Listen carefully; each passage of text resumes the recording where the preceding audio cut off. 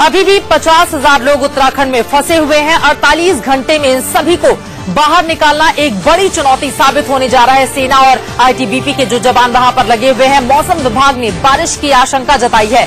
अगले 48 घंटों में बारिश हो सकती है और आपको ये भी बता दें कि सुबह से ही देहरादून और उसके आसपास के इलाकों में बारिश हो रही है। हालांकि अभी थोड़ी देर के लिए देहरादून में बारिश थमी जरूर है, लेकिन आशंका इस बात की लगातार बनी हुई है कि वहां पर भारी बारिश हो सकती है और अगर ऐसा होता है तो जाहिर तौर पर रेस्क्यू ऑपरेशन में काफी ज्यादा दिक्कतें आएंगी। और ऐसे में चुनौती इस बात की कि आखिर 50,000 लोगों को जो जहां तहां फंसे हुए हैं उन्हें बाहर निकाला कैसे जाएगा। आपको ये भी बता दें कि अभी भी तमाम ऐसे इलाके हैं जहां को लोकेट नहीं किया जा सका है, जहां के बारे में जानकारी तक नहीं मिल पाई है। यही वजह है कि केंद्र सरकार की ओर से बाकायदा निर्णय लिया गया था कि उन सभी जगहों पर मानव रहित विमान भेजे जाएंगे और उसके जरिए और साथ ही सैटेलाइट की मदद से तस्वीरें ली जाएंगी और लोग कहां फंसे हुए हैं उन लोगों को चिन्हित किया जाएगा। बहरहाल बड़ी खबर इस वक्त की यही है कि अगले 2 दिनों में बारिश की आशंका और इसी वजह से चुनौती इस बात की कि 50,000 लोगों को 48 घंटों में सेना के जवान निकालेंगे कैसे। वहीं केदारनाथ मंदिर से नीचे केदार घाटी में 1000 लोगों के फंसे होने की बात सामने आई है।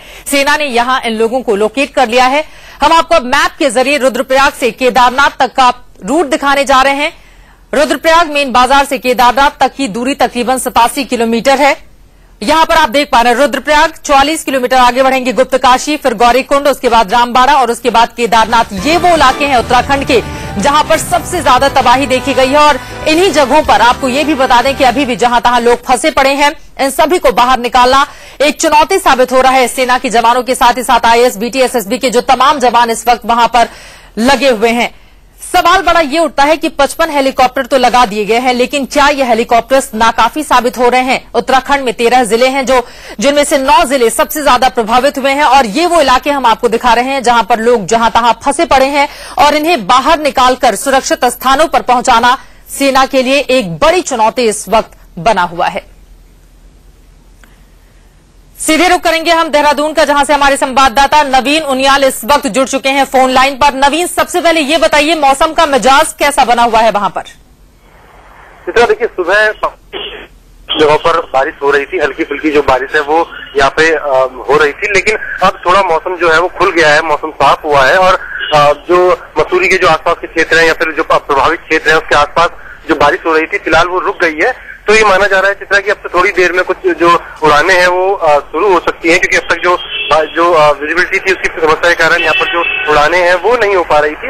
अब माना जा रहा है कुछ ही देर बाद जब यहाँ पर विजिबिलिटी भी क्लियर हो जाएगी उसके बाद जो उड़ानें हैं जो अब तक नहीं हो पा रही थी वो एक बार फिर शुरू हो पाएगी। चलिए, आप हमारे साथ बने रहिए। नरेंद्र मोदी कितने बजे उड़ान भरेंगे, इस सवाल का जवाब मैं आपसे लूंगी, लेकिन इसके पहले एक और बड़ी खबर आ रही है, उसका हम रुख कर लेते हैं। गौरीकुंड और रामबाड़ा के बीच में हजारों की तादाद में लोग फंसे हुए हैं। इस वक्त की बड़ी खबर आ रही है, ये मैप के जरिए हम आपको दिखा रहे हैं कि कहां कहां कौन कौन सी वो जगह हैं जहां पर इस वक्त हजारों की तादाद में लोगों की मौजूदगी देखी जा रही है और कुछ इलाकों के ऊपर तो इस वक्त काले बादल छाए हुए हैं, यानी कि मौसम का मिजाज वहां पर खराब बना हुआ है और डर इसी बात का है कि एक बार फिर से मौसम की मार उत्तराखंड के लोगों के ऊपर देखने को ना मिले। बहरहाल बड़ी खबर इस वक्त ये है कि रामबाड़ा और गौरीकुंड के बीच में हजारों की तादाद में लोग इस वक्त फंसे हुए हैं। सेना ने उन लोगों को चिन्हित कर लिया है, लोकेट किया जा चुका है और अब जल्द ही उन जगहों से भी लोगों को निकालने का काम किया जाएगा। अब नवीन, रामबाड़ा और गौरीकुंड के बीच का जो इलाका है वहां पर भी हजारों लोगों के फंसे होने की बात सामने आई है, वहां पर रेस्क्यू कब शुरू किया जाएगा?